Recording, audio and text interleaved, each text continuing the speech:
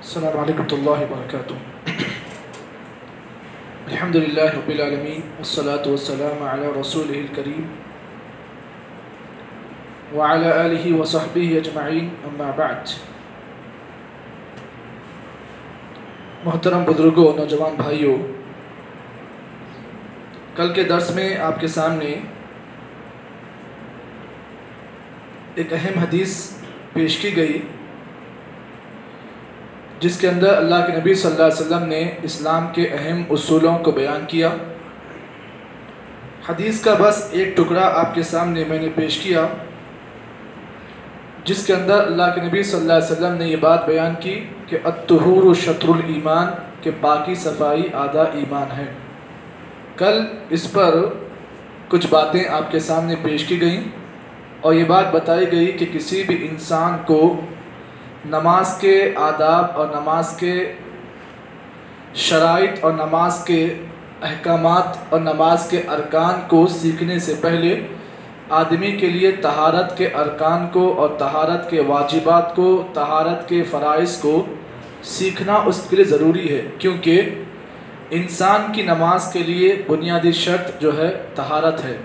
اگر اس کی طہارت صحیح معنی میں ہے تو پھر اس کی نماز قابل قبول ہے۔ اگر اس نے طہارت صحیح انداز سے نہیں لی ہے تو اس کی نماز چاہے وہ کتنی لمبی کیوں نہ ہو، کتنی خوبصورت کیوں نہ ہو، اللہ کی نگاہ میں اس کی نماز قبول نہیں ہوگی۔ اس سلسلے میں ایک حدیث بتا کر میں آپ کے سامنے آگے بڑھتا ہوں۔ اللہ کے نبی صلی اللہ علیہ وسلم کے بڑے مشہور معروف صحابی ہیں۔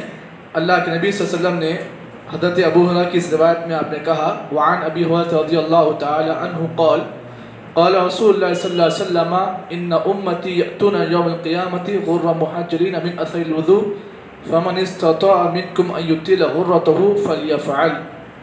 اللہ کے نبی صلی اللہ علیہ وسلم کے مشہور صحابی حضرت ابو ہریرہ سے روایت ہے، اللہ کے نبی نے فرمایا، بے شک میری امت قیامت کے دن اللہ تعالیٰ کے پاس اس حالت میں آئے گی، غر محجلین من اثر الوضوء، کہ ان کے جسم کے اعضائے وضو کی پانی کی وجہ سے چمکیں گے۔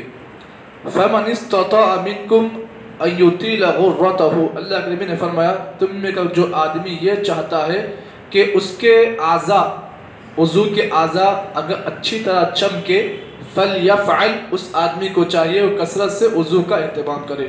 اس حدیث کے اندر اللہ کے نبی صلی اللہ علیہ وسلم نے وضو کی ایک عظیم فضیلت یہ بیان کی کہ کل قیامت کے دن جہاں پر کئی لوگ ہوں گے، اللہ تعالیٰ اس امت کے لوگوں کو اللہ تعالیٰ ان کے اعضائے وضو کے چمکنے کی بنا پر اللہ تعالیٰ یہ پہچانیں گے کہ یہ لوگ اللہ کے نبی کے امتی ہیں، کیونکہ وضو کا پانی اور وضو کے جو اعضاء ہیں، جن اعضاء پر وضو کی جاتی ہے، ان اعضاء کی چمک ایسی ہوگی کہ اللہ تعالیٰ سمجھ جائیں گے کہ یہ لوگ حقیقی معنی میں اللہ کے نبی کے امتی ہیں، کیونکہ ان کے اعضائے وضو کی پانی کی وجہ سے چمکیں گے۔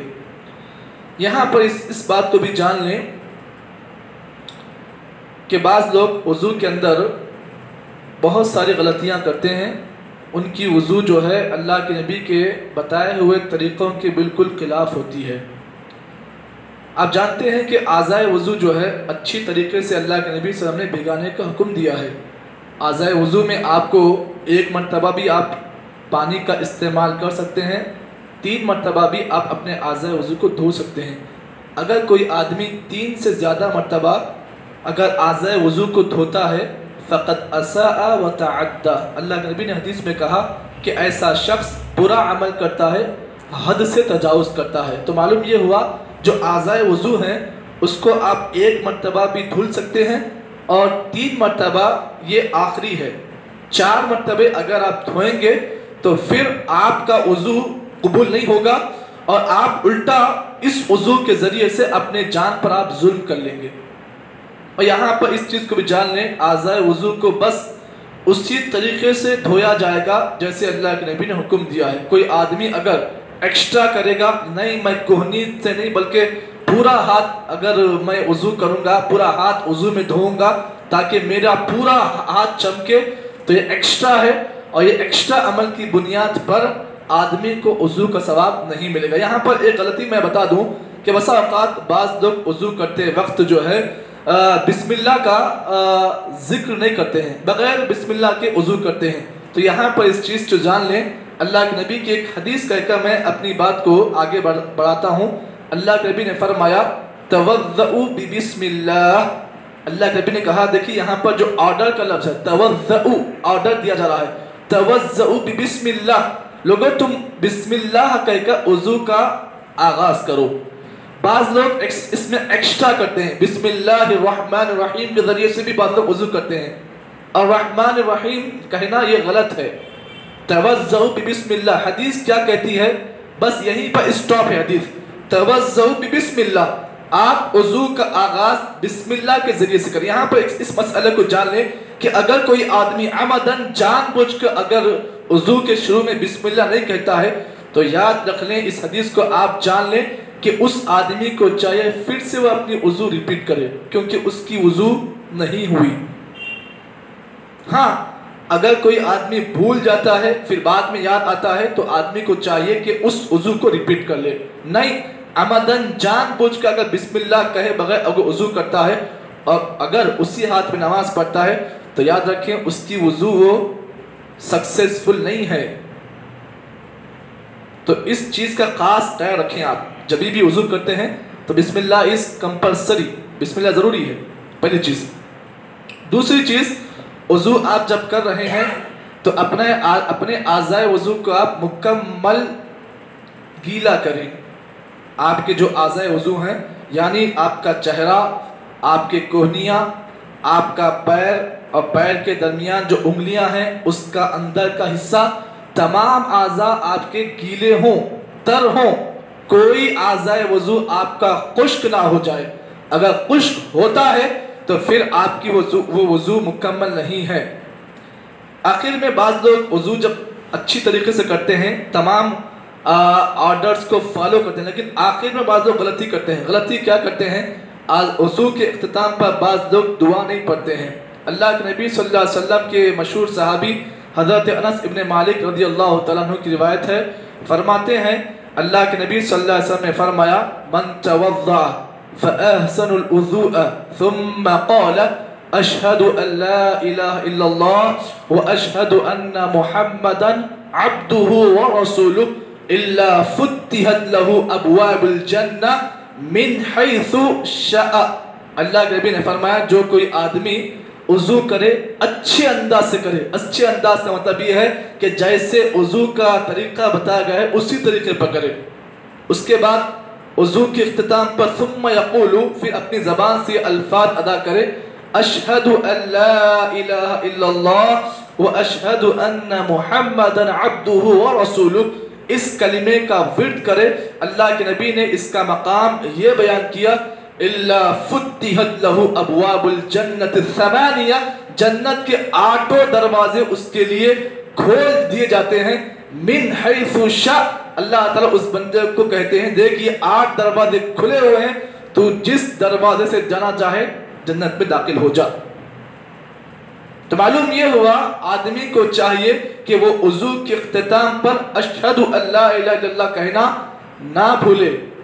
بعض لوگ اس میں اضافہ کرتے ہیں اللہم اجعلنی من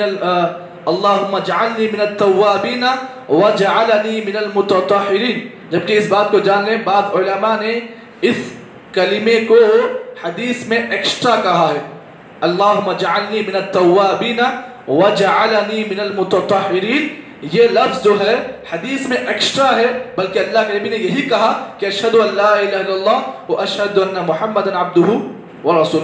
میں پورا گہرائی میں نہیں جا رہا ہوں، آپ کے سامنے بس موٹی موٹی باتیں بتا رہا ہوں۔ اس کے بعد اس چیز کو جان لیں کہ بعض لوگ ہمارے مسلمان بھائی جو ہیں وضو کا جو صحیح لفظ ہے اس کو ادا نہیں کرتے ہیں۔ دیکھیے وضو کے اندر 3 الفاظ بتائے گئے ہیں، ایک ہے وضو، ایک ہے وضو، ایک ہے وضو۔ آج کے درس میں آپ کے سامنے میں بہت قیمتی بات بتا رہا ہوں، اس بات کو آپ جان لیں۔ اکثر لوگ جنہیں علم نہیں ہوتا ہے وہ وضو وضو کہتے ہیں، اصل لفظ جو ہے وضو ہے، واو کے پیش کے ساتھ۔ میں بتاتا ہوں آپ کے سامنے کہ 3 الفاظ ہیں، ایک وضو، وضو، وضو۔ وضو اگر زبر کے ساتھ آتا ہے تو اس کا مطلب یہ ہے، وضو کا مطلب یہ ہے کہ آپ جو نجاست کرتے ہیں یعنی پیشاب اور پیخانہ جو ہے اس کو آپ وضو کہیں گے. اور اسی طریقے سے وضو جو ہے واو کے ضمہ کے ساتھ اسے اصل وضو کہتے ہیں جو نماز کے لیے شرط ہے. وضو ایک ہے وضو واو کے زیر کے ساتھ. اس کا معنی یہ ہے کہ وہ برتن یا وہ چیز جس میں وضو کا پانی ہو. آج تو نل ہیں, پچھلے زمانے میں جو ہے نل وغیرہ نہیں تھے, لوگ لوٹوں سے وضو کرتے تھے. تو اصل لفظ جو وضو کا ہے وضو نہیں ہے بلکہ وہ وضو ہے. اس کو آپ اچھی طرح یاد رکھیں. 3 الفاظ آتے ہیں, وضو, وضو, وضو. اصل لفظ جو ہے وضو ہے. اب پورے حدیثوں کو آپ کھنگال لیں, جتنی حدیثیں ہیں وضو کے سلسلے میں آپ کو ہر جگہ وضو واو کے پیش کے ساتھ آئے گا. کہیں بھی واو کے زبر اور زیر کے ساتھ وضو کا لفظ نہیں آیا ہے. تو یہ تھا بنیادی کچھ باتیں جو الطہور شطر الایمان کے تحت آپ کے سامنے پیش کی گئی. اس کے بعد جو حدیث